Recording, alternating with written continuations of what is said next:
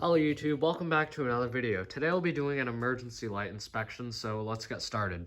Starting in the utility room, you can see here I have my LQM. This particular one is AC only, so when the power goes out, it just turns off.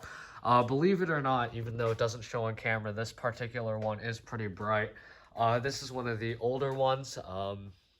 Like the original ones from I think like 2001 or something like that.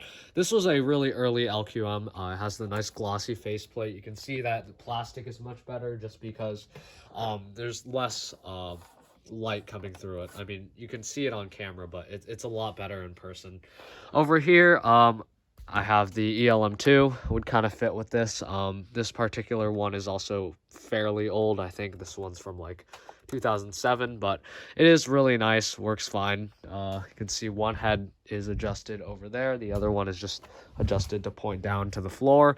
So yeah, that's that. Not too much to that. If we go into the main part of the basement, you can see here I have my ELM2 SD. This is the exact same one you just saw, except it's newer. I actually got this one new in box, and also it's self-diagnostic. So you can see here if I test it, it's fairly bright as well. Flashes. So one head's pointed down there, the other head's pointed down there, and that's that. So I'll go ahead and turn that off now. So moving on over here, you might think, what is that? So this right here is the ELMLT, Quantum High Performance Emergency Light. You might be noticing a theme going on here because I had the Quantum exit sign and then the ELM2s. And this actually has the same housing as the ELM2. You can see same design. Lamps adjust the same way, test button, but this is LED and it's really nice. So this is a high performance unit, as you can see. When this is on, it lights up the whole basement. I think this is actually one of my best emergency lights. I'd put it up there with the EVHC by Dual Light. It's that good. So this has self-diagnostics, which is neat. When everything is off in the basement, that unit over there doesn't do anything, and this unit lights up the entire basement single-handedly, and for good reason, because it's designed to do that. So if I test it, you can see it is ridiculous. The nice thing about this is with like pretty much all the other high performance units I have, they just aim light down. This one, it's the exact same brightness if you look at the head, like on either side, so it spreads the light really well. So not only is it insanely bright, it spreads the light quite nice. But there you go. This also does not take a lead acid battery. I think it takes like a lithium ion battery or something like that. So yeah. Then going over to the sliding door, I actually have a new exit sign. This one I just installed last night. It's kind of hard to see because the can light right there is kind of in its face, but you can see this is another Quantum sign. This is a green LQM SW3G12277. That's the entire model. You can see here it's LED, pretty nice. I got this one brand new in box as well, so it's just attached to this access panel. So this is actually an exit. Obviously, it's just covered by this shade, so it's kind of nice to have it there. I think it looks fairly cool. Unfortunately, this panel is not perfectly aligned with the door, but you know what? That's okay. Have to make do with that. Then over here, I also have this LHQM. And speaking of that, you might have noticed that these are all flush mounted now. So originally there used to be boxes on the wall and then wire mold running down to an outlet. Now the wires are behind the wall. So yeah, that's pretty neat.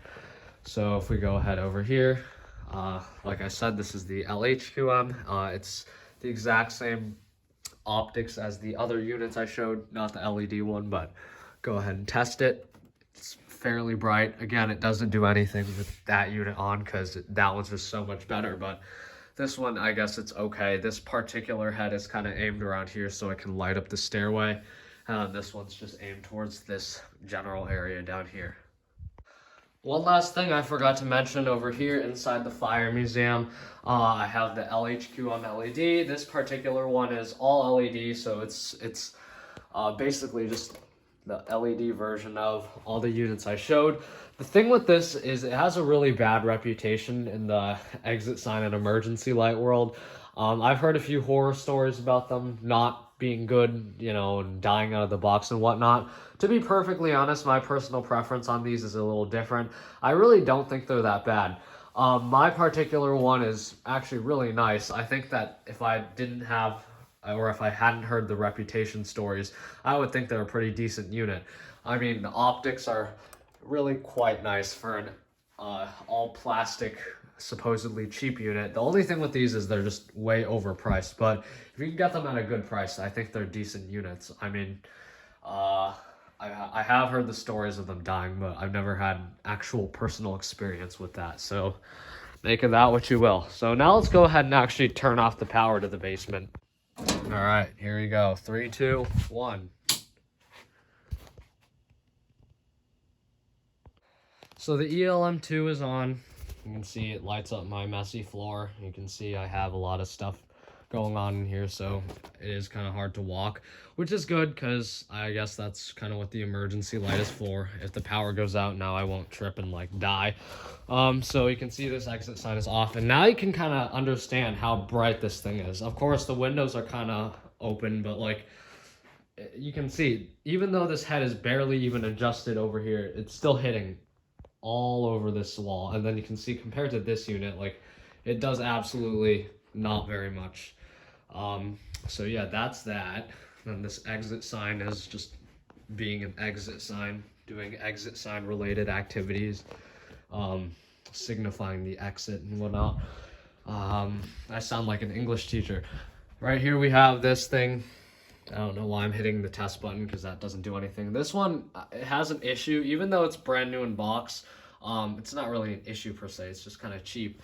You can see here that there's a lot of light bleeding through the faceplate. You can just, it's really thin plastic. So that's the thing with these older LHQMs. The earlier ones were way better, but oh well, at least this one's slightly okay. So yeah, that's that. And also something interesting about the ELMLT is that it flashes when in emergency mode. So the yellow light flashing indicates that it's in emergency operation. So it's nice that everything's doing what it's supposed to do. So yeah, let's go into the fire museum now. You can see here, like I said, it actually does quite a decent job for what it is. This thing, the exit sign faceplate is really bright, and then the emergency light optics are also quite decent. You can see you can do everything you need to do. So yeah. So I kind of want to just show off the inside of some of these units. So you can see this ELM2. To open it up, you just pop these little tabs on the bottom. You don't need any tools or anything. So once you do that, you just pull it off. And then because this uses the plug faceplate or backplate, you can see the inside, it just disconnects. And then of course it's in emergency mode. So that's the battery, that's the PCB. So yeah. To put it back, instead of just trying to hook it on the top, what you're actually going to want to do is try to line it up right there and then push straight on, and then you'll have no problem getting it back on. So this is the Quantum ELMLT. So you can see it uses a similar design. Snaps are slightly redesigned, but again, you just push on these.